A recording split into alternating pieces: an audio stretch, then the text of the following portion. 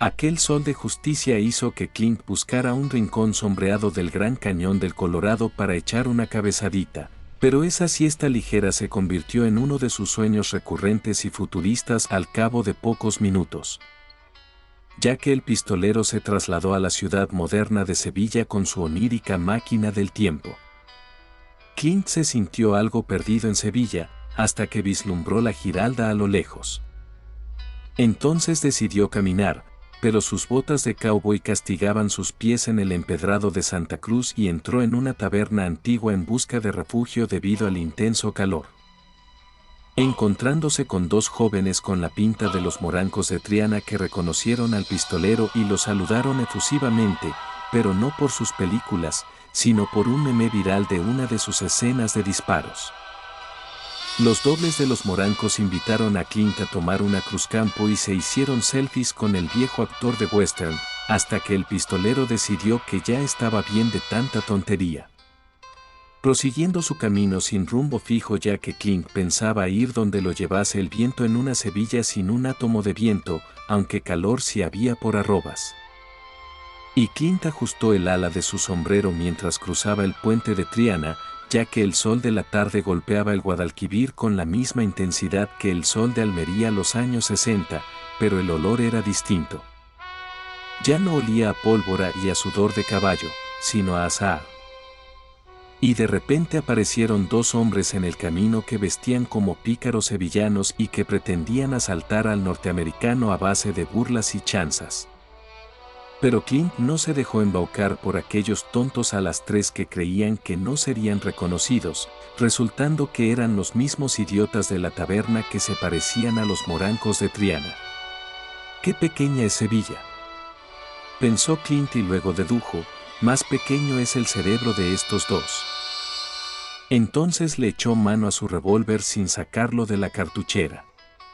Un ademán que hizo que se alejaran despavoridos los morancos de pega, ya que no eran ni César ni Jorge Cadaval, pero, ¿cómo corrían, los condenados?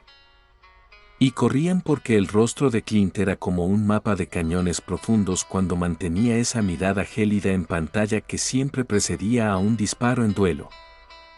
Duelo siempre a muerte.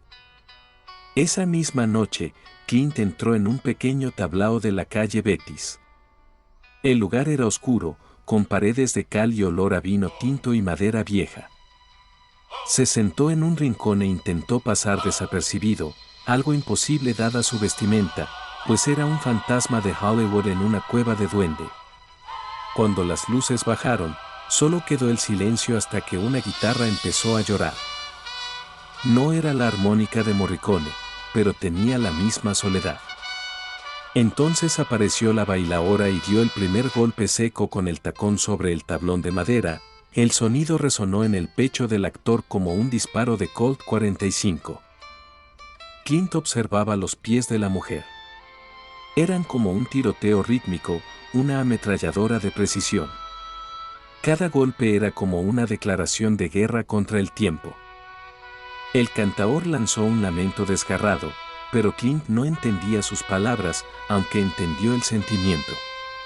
Era el mismo sentimiento de sus personajes, hombres solitarios que lo habían perdido todo y solo les quedaba el honor. Ni en Almería hubo nunca tanta pólvora como en esos pies, pensó. Y entonces le recorrió un sudor frío por el cuerpo. Dios, ahí estaban ellos y hasta ese momento no se había fijado, eran los falsos morancos de Triana y estaban actuando como palmeros en el espectáculo. Y ya eran 3 las veces que se había tropezado con esos dos tipos que parecía que lo perseguían adoptando diferentes roles. Y Clint se preguntó qué había hecho él para merecer esto, pues ya solo le faltaba encontrárselos en la sopa. Si lo sé, no hubiese entrado en aquella taberna, pensó. ¿Pero qué diablos le pasa a estos cantamañanas? El actor decidió despistar a aquellos morancos de pacotilla mientras estos actuaban y salió al aire fresco de la noche sevillana, deteniéndose junto al río Guadalquivir. Sacó un cigarrillo y lo encendió con un fósforo que rascó en la pared, soltando el humo lentamente. Luego cruzó el puente con el ritmo del taconeo todavía marcándole el pulso. pues acababa de entender que el western no solo sucede en el desierto, sino en cualquier lugar donde alguien se atreva a golpear el suelo con la fuerza de su propia vida. Y de repente le sobrevino un flashback que lo trasladó a la Almería de 1967, cuando el pistolero respiraba aquel aire del desierto de Tabernas, como una lija de calor que se pegaba a la garganta. Clint tenía 30 años y una mandíbula que parecía esculpida en granito. Estaba sentado sobre una caja de dinamita vacía y llevaba un poncho de lana que picaba como 1000 demonios. Aquella tarde, mientras preparaban la escena del gran duelo final, aparecieron 2 técnicos de sonido y se detuvieron a conversar con Clint. Los técnicos tenían un parecido asombroso a los falsos morancos que Clint se tropezó en Sevilla. Unos falsos morancos que se parecían a los originales falsos morancos que se parecían a los verdaderos morancos.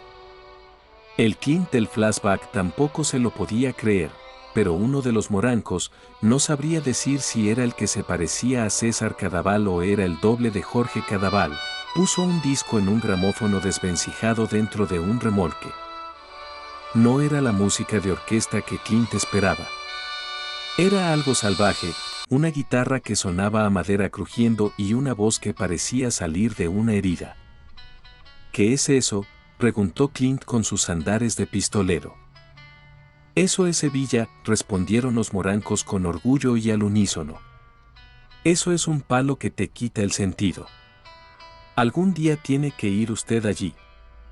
Almería es para morir en las películas, pero Sevilla es donde uno se siente vivo. Y Clint seguía soñando en el Gran Cañón del Colorado, pero respiraba en la bella Sevilla, porque en Sevilla se sentía vivo.